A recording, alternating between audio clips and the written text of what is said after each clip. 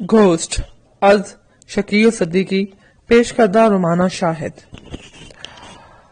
Michael ایولن کا novel ghost, جسے فلمایا جا چکا ہے، خوبصورت انداز بیاں کے ساتھ ایک سنسنی خیز فلم کا اردو ترجمہ۔ ماہر روحانیات کے خیال کے مطابق بعض مقتول ایسے ہوتے ہیں جن کی روحیں اپنے قاتل کو کیفر کردار تک پہنچائے بغیر عالم ارواح میں داخل نہیں ہوتی، اور یہ اسی صورت میں ممکن ہوتا ہے جب آدمی اپنے کسی مقصد یا جذبے سے بہت زیادہ مخلص ہو۔ زیر نظر فلم میں ایک ایسی ہی کہانی ہے جس میں ایک شخص کو محض اس لیے قتل کر دیا جاتا ہے کہ اس کو ڈائری میں درج ایک خفیہ بینک اکاؤنٹ کا کوڈ نمبر حاصل کیا جا سکے، مگر اس کی روح ان کے عزائم میں رکاوٹ بن جاتی ہے۔ یہ کہانی ایسے لوگوں کو ضرور پڑھنا چاہیے جو روحوں پر یقین رکھتے ہیں، تاکہ انہیں معلوم ہو سکے کہ روح غیر مادی چیز ہے جو مادی اشیاء کو نقصان پہنچانے کی اہلیت نہیں رکھتی۔ انسانی نفسیات کی گہرائیوں سے ابھرنے والی آہنی ارادوں کی چنگاریاں۔ سام ایک آرٹسٹک ذہن رکھتا تھا۔ وہ ایک نیک، دیانتدار اور معصوم شخص تھا۔ مولی سے اس کی ملاقات اپنے آفس میں ہوئی۔ وہ جلد ہی ایک دوسرے کو پسند کرنے لگے۔ مولی ایک تنگ و تاریک سے اپارٹمنٹ میں رہتی تھی جو سام کو پسند نہیں تھا۔ دونوں نے طے کیا کہ انہیں کسی کشادہ اور اچھی جگہ پر چل کر رہنا چاہیے۔ مولی نے اس سے اتفاق کیا۔ دنہام اسٹریٹ پر واقع ایک اپارٹمنٹ میں انہوں نے 3 کمروں کا ایک اپارٹمنٹ خرید لیا جو طویل عرصے سے بند پڑا تھا۔ دراصل اس کا مالک فرانس چلا گیا تھا اور پھر اس نے ایک لڑکی سے شادی کر کے وہیں مستقل سکونت اختیار کر لی۔ وہ اپارٹمنٹ اس کی خواہش کے مطابق اس کے بھتیجے ڈونالڈ نے مولی اور سام کو فروخت کر دیا، جیسا ہے جہاں طرح کی بنیاد پر۔ سام نے اس عمارت کے دوسرے اپارٹمنٹ دیکھ رکھے تھے، اس لیے اس نے کوئی اعتراض نہیں کیا۔ اتوار کا دن انہوں نے صفائی کا رکھا اور چند افراد کو بلا لیا۔ انہوں نے دروازہ کھولا اور اپارٹمنٹ کی اچھی طرح سے صفائی کر دی۔ اس جگہ کو IS ہیوج کہتے ہیں، سام نے مولی کو بتایا۔ وہ نوجوان اور خوب رو تھا۔ اس وقت نیلی جینز اور سرخ جرسی میں ملبوس تھا۔ اس کے بال سنہری تھے اور وہ بیچ سے مانگ نکالنے کا عادی تھا۔ تمہیں یہ جگہ کیسی لگ رہی ہے؟ بہت اچھی۔ تمہارا انتخاب اچھا ہے، میں اس کی داد دیتی ہوں۔ اس کی دیواروں پر تھوڑا سا پینٹ ہو جائے گا تو اس کی حیت بدل جائے گی، اور تھوڑی سی ڈیکوریشن ہو جائے تو دگنے دام مل جائیں گے۔ کیوں؟ ہاں سام، تم ایک اچھا کاروباری ذہن رکھتے ہو، نولی نے کہا۔ تھوڑی دیر بعد کارل بھی آ گیا۔ وہ اس کا ہم عمر مگر سام کا اچھا دوست نہیں تھا۔ وہ اس کی سادہ لوہی اور معصومیت سے فائدہ اٹھا کر اسے دکھ پہنچانے اور نقصان پہنچانے کی فکر میں رہتا تھا۔ دراصل اس کی نظر مولی پر بھی تھی۔ وہ اس کا التفات حاصل کرنا چاہتا تھا۔ صفائی ہو گئی تو غسل کر کے وہ اپنے آفس کی طرف چل پڑے۔ دونوں ایک ہی جگہ کام کرتے تھے، گرانڈ لیز بینک میں۔ راستے میں وقت گزاری کے لیے دونوں ادھر ادھر کی باتیں کر رہے تھے۔ سام نے ہلکا براؤن اور کارل نے نیلے رنگ کا سوٹ پہن رکھا تھا۔ یہ سوٹ تم پر بہت اچھا لگ رہا ہے، کہاں سے خریدا؟ کارل نے پوچھا۔ یہ مولی کی پسند ہے، اس نے تحفے میں دیا ہے۔ نئی مسٹینگ کار کب خرید رہے ہو؟ پہلی قسط اگلے مہینے بھر دوں گا اور پھر ماہانہ ادائیگی کرتا رہوں گا، سام نے کہا۔ یہ جاپانی کاریں مجھے اچھی نہیں لگتی۔ ہاں، ٹویوٹا اور متسوبشی وغیرہ خریدنے کے حق میں بھی نہیں ہوں، کارل بولا۔ ان کی باڈی مضبوط نہیں ہوتی ہے۔ انہوں نے فٹ پاتھ طے کیا، پھر آفس کی عمارت میں داخل ہو کر لفٹ میں سوار ہو گئے۔ وہاں چند عورتیں اور مرد پہلے سے کھڑے تھے۔ چند ثانیوں بعد لفٹ چل پڑی تو سام کھانسنے لگا۔ اوہ، تمہاری طبیعت کیسی ہے؟ کارل نے ہمدردی ظاہر کی۔ کسی ڈاکٹر کو دکھایا ہے؟ ہاں، وہ کہتا ہے کوئی خاص بات نہیں، مگر میرا خیال ہے تمہارا جسمانی نظام متاثر ہے۔ ہاں، سام نے اعتراف کیا۔ ڈاکٹر کا کہنا ہے کہ میں کسی عورت کے قریب نہ جاؤں۔ تم بیمار ہو اور جسمانی لحاظ سے کمزور۔ ہاں شاید، سام نے سر ہلایا۔ لفٹ رکی تو وہ اپنے آفس کے بند 15ویں فلور پر اتر گئے۔ وہ اور کارل علیحدہ شعبوں میں کام کرتے تھے، لہذا علیحدہ سمتوں میں چل پڑے۔ آفس میں دور تک میزیں اور کرسیاں لگی تھیں اور چھوٹے چھوٹے پارٹیشن بنے ہوئے تھے جن میں آفیسر بیٹھے کام نمٹا رہے تھے۔ مارننگ سام، ایک سیکریٹری نے کہا۔ مارننگ، سامنے سے سوزان آ رہی تھی۔ हेलो सुजान, आज तो तुम बहुत अच्छी दिखाई दे रही हो। शुक्रिया। कार्ल ने अपने पार्टीशन में जाकर अपनी मेज और कुर्सी पर बैठ गया। चंद सानियों के बाद इसकी बॉस की सेक्रेटरी रोजी ने कहा, एनी डेलोन का फोन आया था थोड़ी देर पहले। इसका कहना है कि वो $90,000 अल्बेनी के अकाउंट में ट्रांसफर कराना चाहता है और इस काम को 10 बजे के अंदर अंदर हो जाना चाहिए। 10 बजे तक? साम ने घड़ी पर निगाह डालकर कहा, अब 10 बजने में देर ही कितनी रह गई है। अगर तुम ये काम नहीं कर सकते तो उसे फोन करके माजरत कर सकते हो। ठहरो, मैं कोशिश करता हूँ, साम ने कहा और अपनी जगह से खड़ा हो गया। इसे याद आया कि कार्ल भी कंप्यूटर को बखूबी कंट्रोल करना जानता है और मुमकिन है यह काम मुनासिब वक्त में निपटा दे। वो अपने पार्टीशन से निकलकर इसके पार्टीशन की तरफ बढ़ा। रास्ते में 2-4 लोगों ने हेलो हाय की। कार्ल, तुम अल्बनी के पे रोल अकाउंट में $90,000 ट्रांसफर कर सकते हो? इस सिलसिले में मुझे तुम्हारे मैक कोड की जरूरत पड़ेगी, कार्ल ने जवाब दिया। हाँ ठीक है, साम ने कहा और कोड की अंदरूनी जेब से छोटी सी डायरी निकालकर इसे कोड नंबर दिखा दिया। कार्ल ने नंबर नोट कर लिया और सर हिलाकर बोला, अब तुम चाहो तो हर किसी से शर्त लगा सकते हो कि मैं इसे दिए हुए वक्त में ट्रांसफर कर दूंगा। साम ने इसका शुक्रिया अदा किया और अपनी मेज पर वापस आ गया। वो काम खत्म करके अपार्टमेंट में पहुंचा तो इसने आइसिस का मुजस्मा ट्रक से उतरते हुए देखा। इस मुजस्मे का ऑर्डर तो इसने 1 हफ्ते पहले दिया था। वो इस मुजस्मे को अपार्टमेंट में बतौर डेकोरेशन के इस्तेमाल करना चाहता था। 2 आदमी इसके साथ अपार्टमेंट तक गए, फिर उन्होंने वहां से मोटी सी रस्सी नीचे फेंकी ताकि मुजस्मे को बांधकर इसे ऊपर खींचा जा सके, इसलिए कि जमीन से उठाकर इसे ऊपर तक लाना नामुमकिन था। जब मुजस्मे को रस्सी से बांधा जा चुका तो उन्होंने आसानी से खींच लिया, मगर आखिरी मरहले पर गड़बड़ हो गई कि खिड़की के रास्ते अंदर लाना नामुमकिन नजर आया, इसलिए कि वो खिड़की से काफी फासले पर था। संगे मरमर के मुजस्मे की तरफ सब हाथ बढ़ाए, मगर वो हाथ आने के बाद फिसल रहा था। मुजस्मा झूल रहा था और उसे अंदर लाने की कोई तरकीब समझ में नहीं आ रही थी। ठहरो, एक तरफ हटो, सामने इन लोगों से कहा। वो एक तरफ हट गए तो सामने दौड़कर छलांग लगाई और खिड़की की चौखट का ऊपरी हिस्सा पकड़ लिया।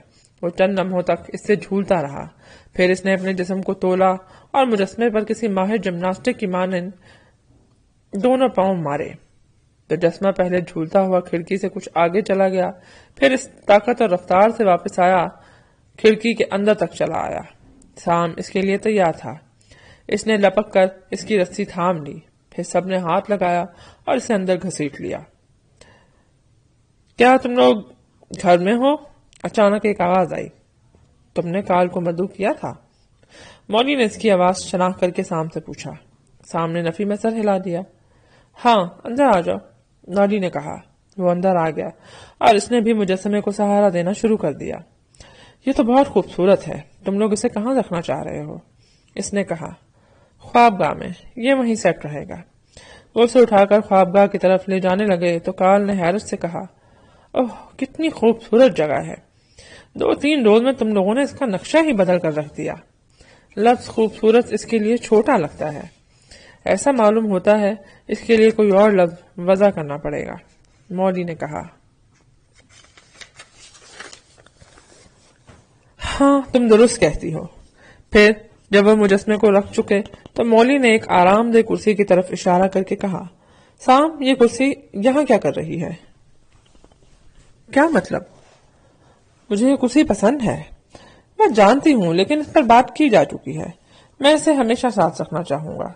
साम ने कुर्सी पर बैठकर इस पर दाएं बाएं होते हुए कहा। वो रिवॉल्विंग चेयर थी। जब भी टेलीविजन देखूंगा तो इस पर बैठूंगा। मैं इसलिए कह रही थी कि ये बेहंगम और बदवजह सी लगती है। नौली ने पीछे से झुककर इसको बोसा दिया। कार्ल वहां थोड़ी देर तक रुका, फिर चला गया।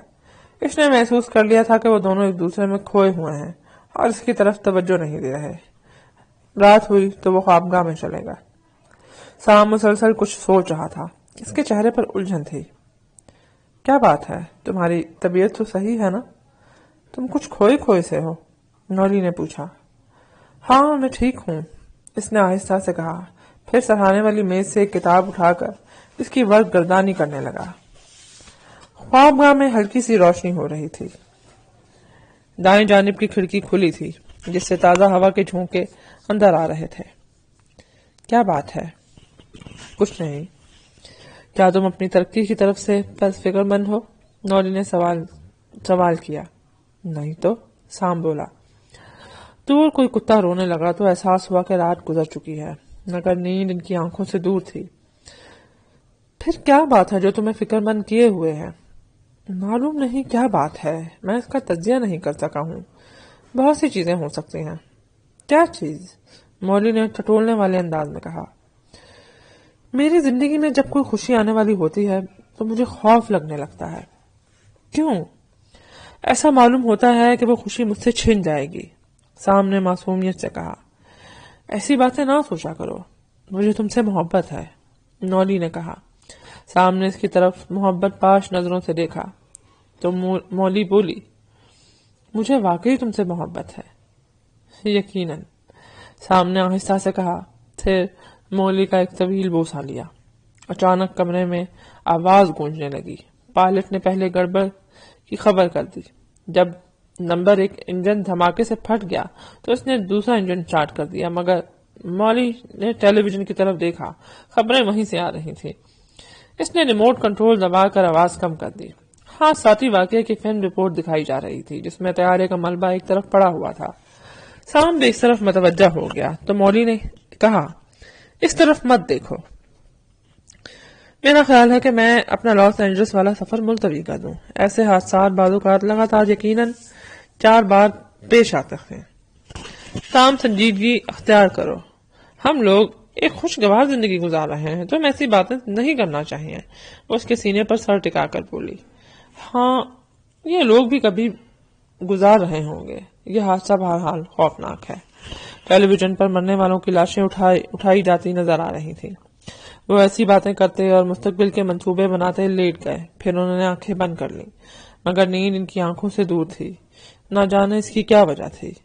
سب سے پہلے مولی اپنے بستر سے اٹھی. وہ دوسرے کمرے میں چلی گئی. اسے مٹی کے برتن بنانے کا بھی شوق تھا. اس نے ٹرن ٹیبل پر مشہور گلوکارہ میڈونا کا ایک ریکارڈ چڑھایا اور گھومنے والی ڈسک پر چکنی مٹی رکھ دی. بٹن دبانے پر ڈسک گھومنے لگی تو اس نے ملائم ہاتھوں سے مٹی کاٹنا شروع کی. تھوڑی دیر بعد اس نے ایک بڑے گلاس کی شکل اختیار کر لی. اس کی انگلیاں ماہرانہ انداز میں اس گلاس پر نقش ابھار رہی تھیں. دفتن اسے اپنے پیچھے آہٹ محسوس ہوئی. اس کی محویت ٹوٹ گئی اور اس نے مڑ کر دیکھا. سام کمرے میں داخل ہو رہا تھا. یہ تم کیا کر رہی ہو؟ برتن بنا رہی ہوں. اس لیے کہ نیند نہیں آ رہی تھی. میری تو آنکھ لگ گئی تھی. کیا وقت ہوا ہوگا؟ رات کے تقریباً 2 بجے ہوں گے. مولی نے کہا اور گھومنے والی برتن پر ہاتھ رکھا تو مٹی ٹیڑھی ہو گئی. سام نے ہنس کر پوچھا. کیا میں تمہاری مدد کر سکتا ہوں؟ ہاں، اپنے ہاتھ یہاں رکھو اور اسے سیدھا کرو. مولی نے کہا. وہ مولی کے پیچھے بیٹھ گیا اور اس نے ہاتھ بڑھا کر اس کے ہاتھ تھام لیے اور پھر ان کی مدد سے مٹی کو دبانے لگا. برتن بنانے اور مٹی کو کوئی شکل دینے کا خیال تو پرے ہٹ گیا اور اپنے محبوب سے قریب رہنے اور اس سے چہلیں کرنا اس پر غالب آ گیا. مٹی میں لتھڑے ہوئے ہاتھ باہم ملے تو ان پر مستی چھانے لگی. جب اس نے جذبات سے مغلوب ہو کر سام کا سر تھاما تو اس کے سر کے بال مٹی میں لتھڑ گئے، اس لیے کہ اس کے ہاتھ مٹی سے لتھڑے ہوئے تھے. سام ہنسنے لگا. اس نے اپنے ہاتھ اس کے چہرے پر مل دیے تو مولی کے چہرے پر بے ہنگم سی لکیریں بن گئیں. اس نے مولی کو کمر سے پکڑا اور خوابگاہ میں داخل ہو گیا. سام نے اپنے آفس میں پہنچ کر کاغذات دیکھے تو اسے یاد آیا اسے گرین برگ کے اکاؤنٹ میں کچھ رقم جمع کرنا ہے. اس نے کمپیوٹر پر اس کا اکاؤنٹ نمبر فیڈ کیا. تھوڑی دیر بعد اسکرین پر وہ رقم آ گئی جو اکاؤنٹ میں جمع تھی. اس نے کاغذات پر رکھی ہوئی مزید رقم جمع کر دی. اوہ نہیں! اس نے گہرا سانس لیا. کال اس کے پارٹیشن کے قریب سے گزر رہا تھا. وہ ٹھٹک کر رہ گیا. اس نے کہا. ہیلو سام، کیا ہو رہا ہے؟ تم تو اسکرین کی طرف دیکھ کر یوں آنکھیں پھاڑ رہے ہو جیسے تم نے کوئی بھوت دیکھ لیا ہو. گرین برگ اکاؤنٹ میں غالباً بلیک کی رقم جمع ہے. میں تو ایسا سوچ بھی نہیں سکتا. ممکن ہے میں کوڈ کام نہ کر رہا ہو. سام نے خیال آرائی کی. مگر کیا تم میری بات کو راز اپنے رکھ سکتے ہو؟ ہاں، کیا بات ہے؟ کارل نے کہا۔ وہ ہلکے نیلے سوٹ میں ملبوس تھا اور بہت سمارٹ دکھائی دے رہا تھا۔ اس نے ہال پر ایک طائرانہ نگاہ ڈالی۔ کوئی ان کی طرف متوجہ نہیں تھا۔ ان کے اکاؤنٹ میں بہت زیادہ رقم ہے، بہت زیادہ، یہ ناممکن ہے، کارل نے دھڑکتے ہوئے دل سے کہا۔ پھر اس نے کمپیوٹر پرنٹر سے ایک سلپ اٹھا کر دیکھی اور کہا، سام، تمہیں تو اس کام میں بہت دیر لگ جائے گی۔ مجھے پہلے ہی کافی وقت لگ چکا ہے، مجھے اندازہ لگانے دو کہ نہیں، میں خود کر لوں گا، سام نے جلدی سے کہا۔ جب تم نابینا ہونے لگے تو آواز دے کر مجھے بلا لینا، کارل نے کہا اور ہاتھ ہلا کر پارٹیشن سے آگے چلا گیا۔